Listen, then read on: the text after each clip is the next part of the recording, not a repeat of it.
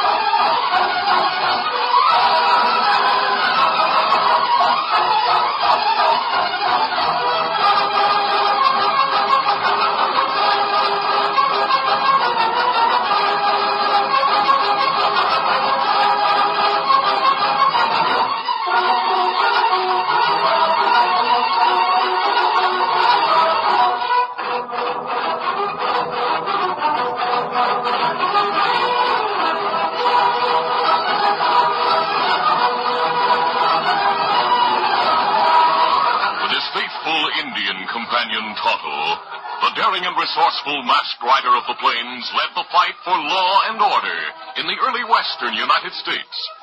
Nowhere in the pages of history can one find a greater champion of justice. Return with us now to those thrilling days of yesteryear. From out of the past come the thundering hoofbeats of the great horse Silver. The Lone Ranger rides again. Come on, Silver. Let's go, big fellow. Hi-Yo Silver!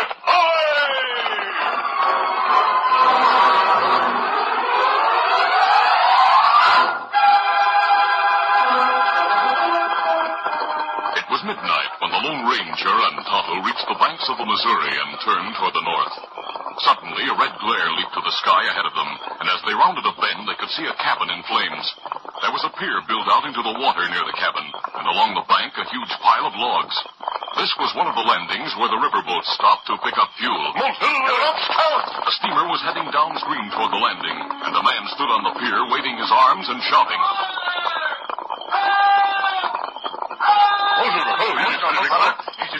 The Lone Ranger and Tonto swung their mounts into the cover of the trees and dismounted. We help put out fire? No, the steamer is putting him to the landing. You get all the help he needs from the crew. It's better you not show yourself. Then think you outlaw.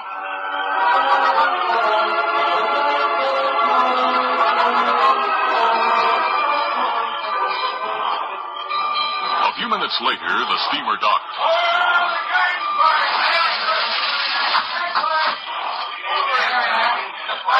The gangplank was lowered, and the crew raced ashore with buckets. They formed a line from the river to the cabin, and before long the fire was out. But the cabin had been almost completely destroyed. Well, there isn't much left, but thanks anyway, Captain. How'd the fire start? Indians, about 20 of them. They threw torches through the window and then rode off. That's too bad. Get the men aboard, Mr. Knight. We're casting off at once. Sure, now that we've stopped, can we take on some logs? We have enough fuel to last till we get to Pierre. Well, I'm not sure of that, sir. To be safe... You consider it safe to tie up here when the woods are full of Indians? Get the men aboard. Aye, aye, sir. All aboard, man. Aye. Captain, all my tools are gone, and I need nails to rebuild my cabin. May I travel as far as Pierre with you? Pay your fare? Oh, sure thing. Get aboard. Hurry it up, men.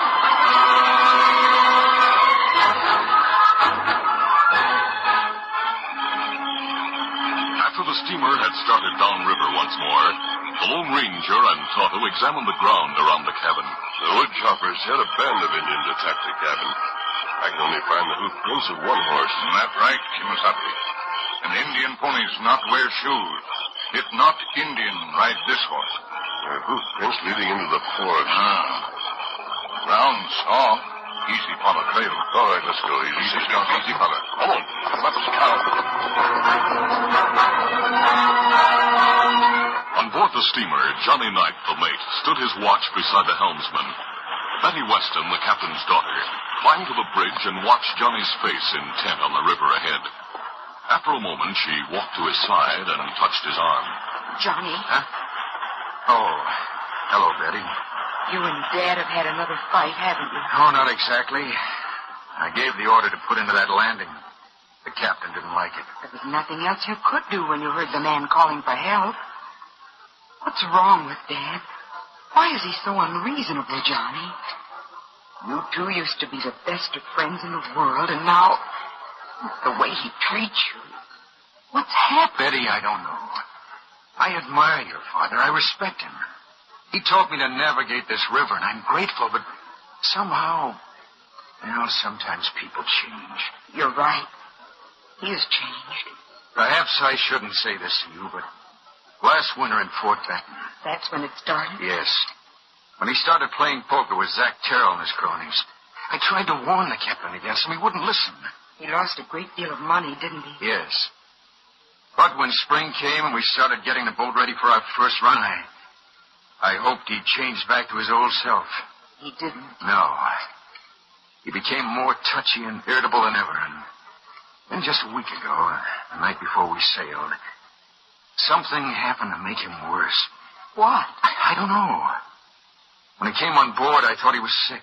Yes, I remember. Ever since then, it has me stumped, Betty. I don't understand him. I don't understand his orders. He used to say the Missouri had 100 tricks in the daytime and 1,000 at night. He always used to tie up when it got dark. But except for tonight, we've only made 2 stops since Benton. Fort Jackson and Fort Lincoln. He refuses to tie up any place where there isn't a fort. Why? It may sound foolish, but... But what? Well, he acts as if he were afraid of something. That's the truth, Betty. Afraid of what, though? It may be the gold. We're carrying a lot of it. Well, we'll be getting rid of it at Fort Pierre. Another day and night. Let's hope it's only the gold that's worrying him. Meanwhile, the Lone Ranger and Tonto had followed the trail that led from the woodchopper's cabin into the forest. Half a mile from the river, they found a small clearing, and in the clearing, a horse tethered beside a weather-beaten shed. With their guns drawn, the masked man and the Indian approached the shed. The Lone Ranger kicked the door open. The moonlight streaming through the doorway showed them a man lying face down on the bare ground inside the building. Him shot in back. Dead? No. Oh, but him lose plenty blood. Oh, we'll do our best to save him. As Tonto bandaged the man's wound, the Lone Ranger built a campfire outside the shed. The man was placed beside it and wrapped in a blanket. When the warmth from the fire reached him, he opened his eyes. How are you feeling? A masked man. And an Indian. Never mind the mask. We're friends. This Lone Ranger. The Lone Ranger? Who are you? My name is Harry Lindquist, woodchopper. My cabin's on the river. Yeah, I know this clearing. My cabin isn't far. About half a mile. Who shot you? He said his name was Kurt. A big man with a black beard? Oh, yeah. Why did he shoot you? Search me. If he was after money, he sure must have been disappointed. He rode up about 10 o'clock, asked to spend the night. I told him sure. I was fixing some grub for him. My back was to him. When I heard the shot, that's all I remember. He brought you here and left you for dead. Why, that's his horse beside the shed. He must be somewhere around here. No, he's gone. The River Queen stopped at your landing, and he took passage for Pierre. Kemosabe. Yes. You think Kurt feller set fire to cabin? He must have. What's that? When Tonto and I reached the landing, your cabin was on fire. The crew from the River Queen helped Kurt put it out, but there isn't much left of it. Why should he want to burn down my cabin? Well, we have no idea, unless it was simply to attract the attention of the River Queen's crew and bring the steamer into the landing. Kemosabe, there are many turns in river. It's easy to ride through forest, get to Pierre before boat. We tell sheriff, him arrest Kurt when him walk up down gangplank. Yes, Tonto, but we can't leave Harry here. Oh, there's a trading post a couple of miles down the river. If you could take me that far. We shall. Oh, but first, could you take me to the landing? just to see what's left. Why, of course, Harry, as soon as you're strong enough to ride. I'm strong enough now. It's only a little way. Well, we can try it. We'll take it very easy. Shortly before the Lone Ranger, Tonto and Harry reached the landing. They heard voices and drew rein, while the forest still gave them concealment. 20 horses were ground-hitched in front of the charred cabin. 20 men were milling around the cabin, the wood pile, and the pier. Zach, come here. I found something. What is it?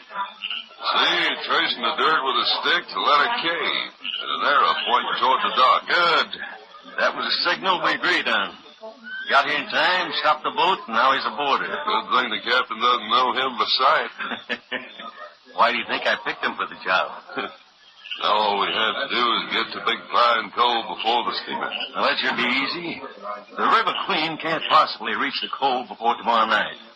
Through the forest, we should make it by tomorrow noon. But suppose Kurt can't make the captain pull in there. He'll find some way. The River Queen will stop at the cove, and we'll be waiting for her. All right, into your saddles, men. All right.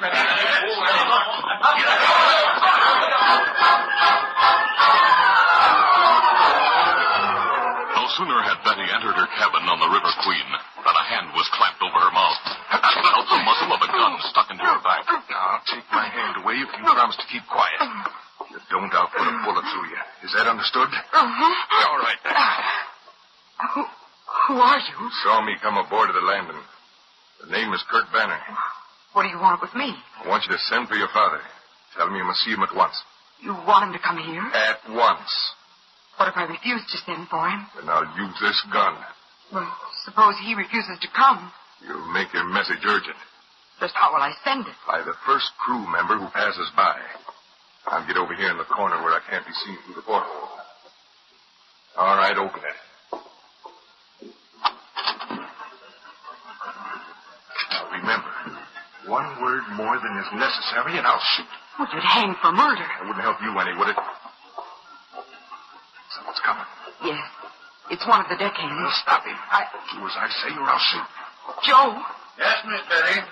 will you ask my father to come here? He's turned in for the night, miss. Left word he wasn't to be disturbed except in an emergency. This is an emergency. Yes, miss. If you say so. Thank you, Joe.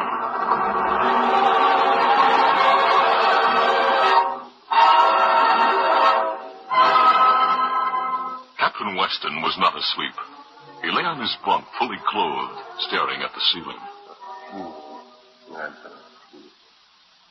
Lost everything I worked a lifetime to gain.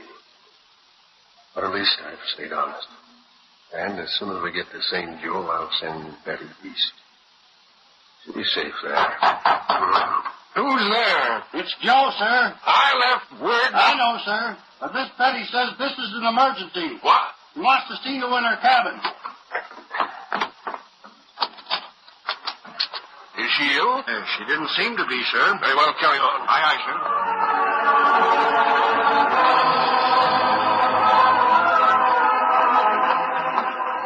Betty's cabin was at the stern of the boat. When the captain opened the door, it seemed to be empty. But the door was concealing Kurt and Betty, and when the captain closed it, he saw them. He saw Kurt's gun as well. Not a word, Captain, or she died. What? The man from the landing? Right. I rode all the way from Pilgrim's Cove to meet you there. You're one of Terrell's men. Right again. You double-crossed us once, but we've decided to give you another chance. Where's Terrell now? He'll be waiting for us at Big Pine. The River Queen doesn't stop until she gets to Pierre. You want your daughter to live? You wouldn't dare. Oh, wouldn't I? There's a price on my head already. Pull the curtains over the porthole, Captain, and sit down. We'll talk it over.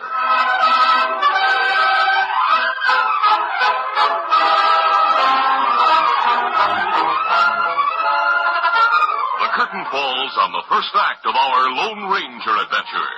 Before the next exciting scenes, please permit us to pause for just a few moments.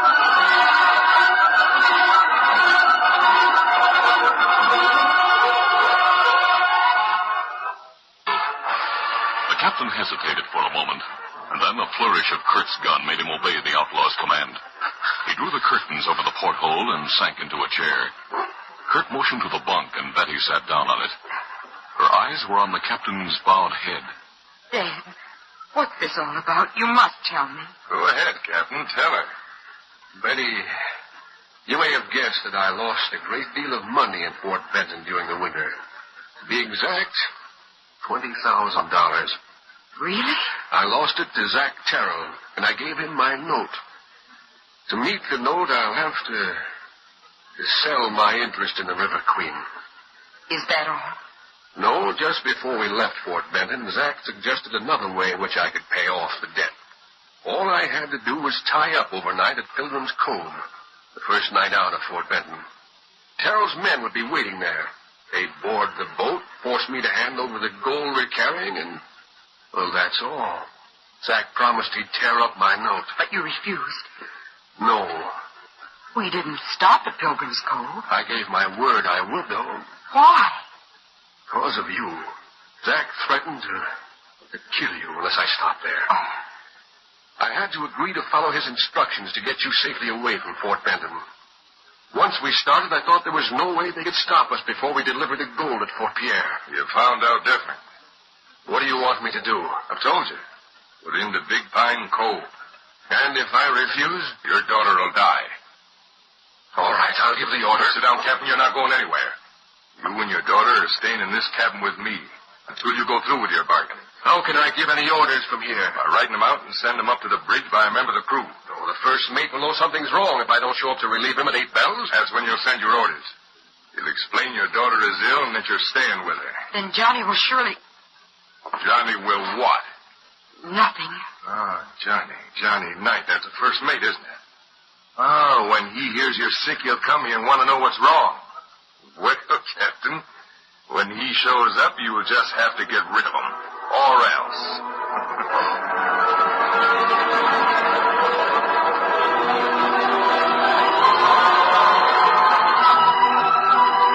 The Missouri twisted and turned, and the straight route through the forest of Big Pine Cove saved over 100 miles.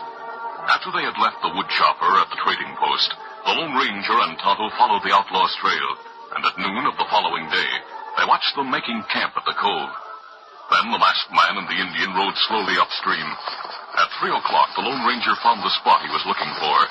Here, except for a narrow channel of deep water close to the high bank they were following, a sandbar stretched all the way across the river. Any steamer passing the point must use the channel. Easy. Take a look, Tonto. We get by here, the River Queen will practically have to graze a bank. Should be easy to jump to the lower deck. Maybe so. But when men see your mask, then take you prisoner. If they do that, I'll be taken to the captain. I'll have my chance to warn him, Kimosabe.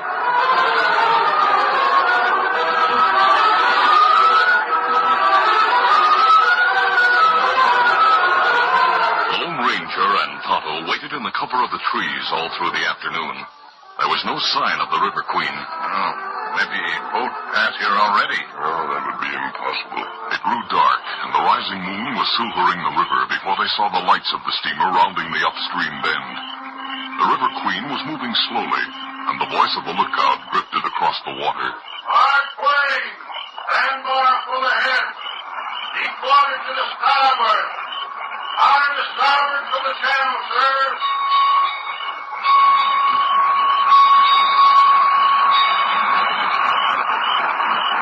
The steamer's speed was checked still more as she nosed closer to the bank. Most of the crew and the passengers were gathered in the bow. There was less than 10 feet clearance between the steamer and the shore as it slipped past the point where the Lone Ranger and Tonto were hiding. The masked man waited until the stern was opposite him. He broke from cover, jumped, and landed on the ledge that extended beyond the railing of the lower deck. He grabbed hold of the railing and vaulted it.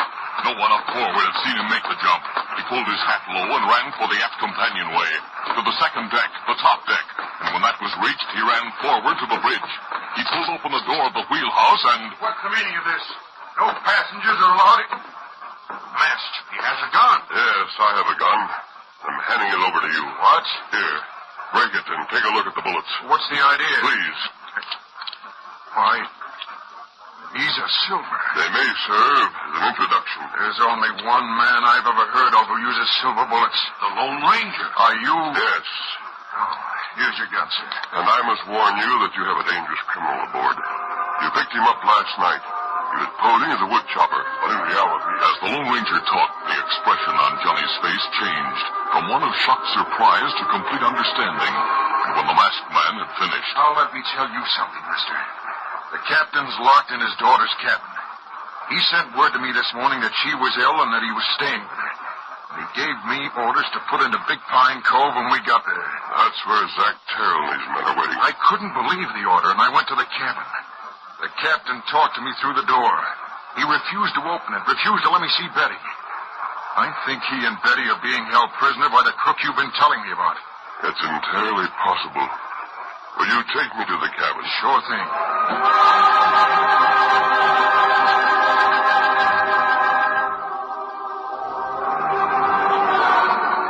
The porthole of Betty's cabin was open, but the curtains were drawn across it, making it impossible to see inside.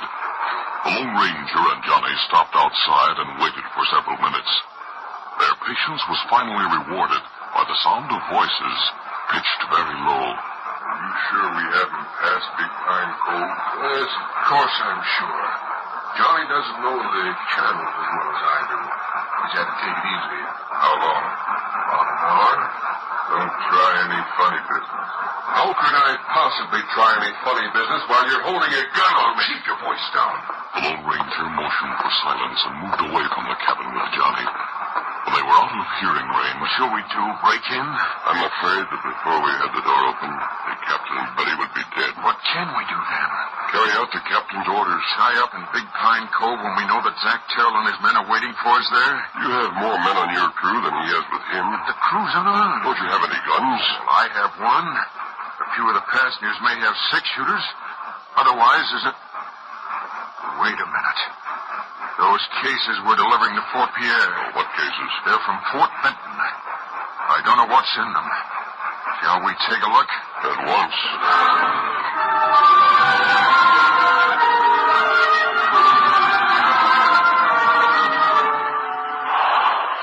An hour later, as bells sounded and the steamer's engines were cut, Kurt ordered the captain and Betty to a far corner of the cabin.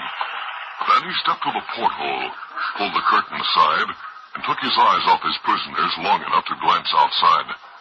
The captain started toward him. Stay where you are, Captain. You wouldn't want to stop a bullet at this late date, would you? Please, Dad. That's right. Make him sensible, Betty. You won't have much longer to wait. We're inside the cove and drifting into shore. We'll be tied up in a minute. And then Zach and his men come aboard. As soon as we have the gold, we'll be on our way. Your debt will be paid. I'll pay my debts honestly. That's up to you. Now don't move. Once more, Kurt looked out the porthole. Good. They're making the lines fast to the trees along the water's edge. You see anything of Zach? No, but we'll be hearing from him shortly. Sit down and make yourselves comfortable.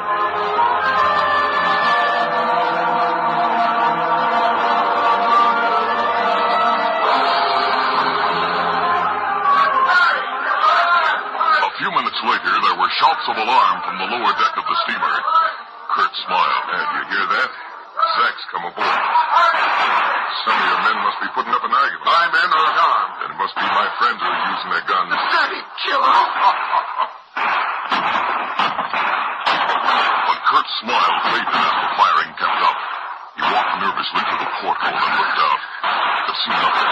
The firing was coming from the forward end of the steamer. Thought you said your men had no guns. Johnny has one. That's the only one I know of. Johnny, you'll be killed. That's certain. The firing continued for another 10 minutes before it stopped. There was a long silence. Kurt listened at the porthole, watching the captain and Betty every moment. Then his name was called. Kurt! That's Zach. Here I am. Fire! Stern of the ship.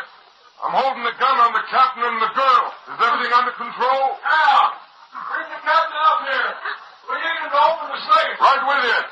You heard him, Captain. Let's go. You two, Betty, hurry it up.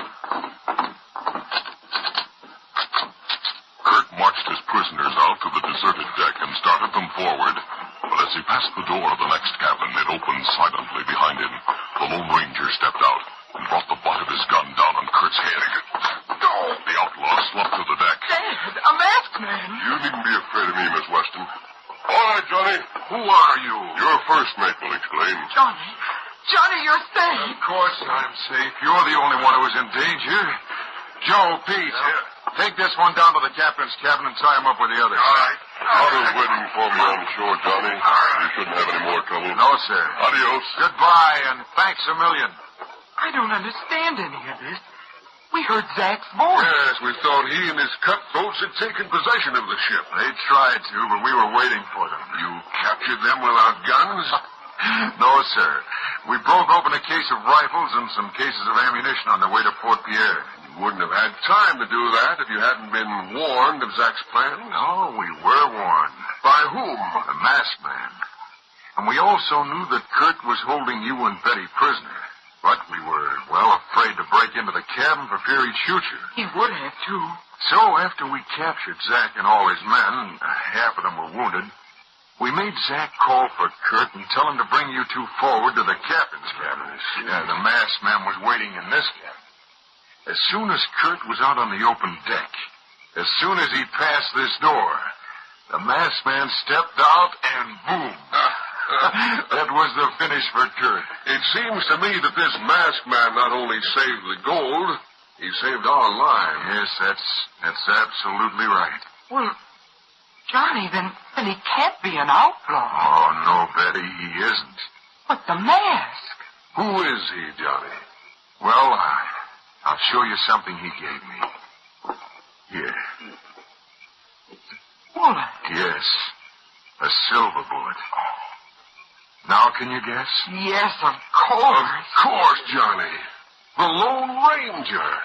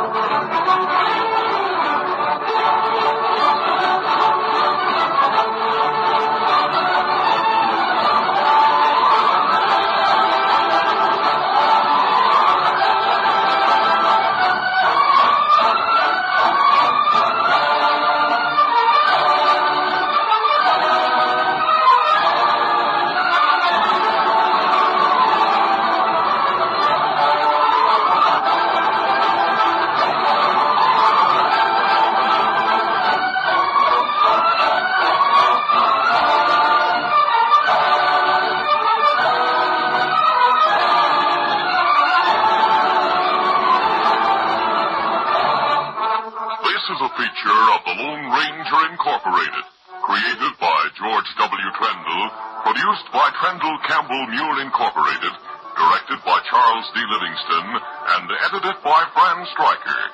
The part of the Lone Ranger is played by Grace Beamer.